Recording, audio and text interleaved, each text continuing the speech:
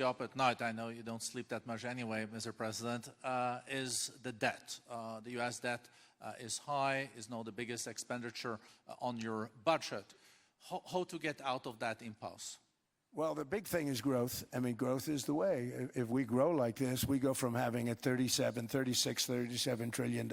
We go from having high debt to low debt. But we also are cutting expenses, you know, the old-fashioned way. We have extraordinary growth. I think we're going to be growing our way out. I think we're going to be paying off debt. We're taking in tremendous money from tariffs fairly. And again, I'm using them judiciously. You know, Switzerland's a case study. I could have gotten much more. I could have asked for much more. But we're using them judiciously. But I think growth, most importantly, and then cutting costs. Now, if you take a look at Minnesota, $19 billion in fraud and other things.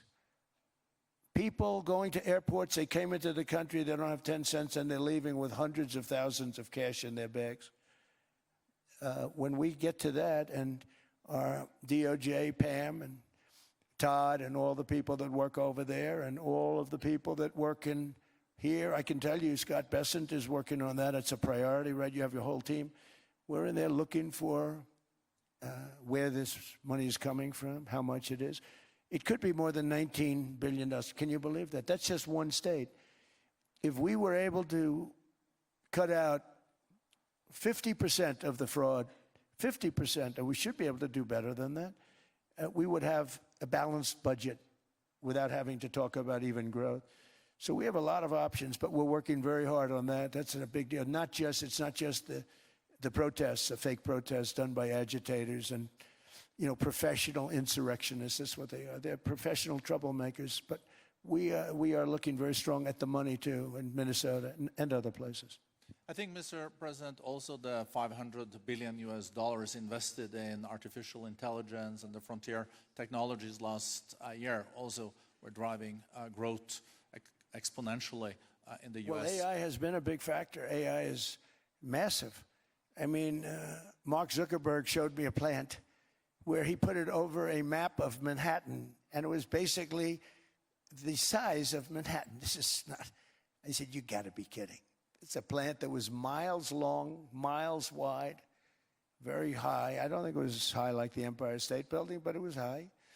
And it literally covered most of the island of Manhattan. That's called a big plant. And, you know, when I heard they're going to spend $50 billion building it, I said, what, you know, if you spend $50 million, you can build a nice little shopping center. If you spend $500 million, you can build a good shopping center.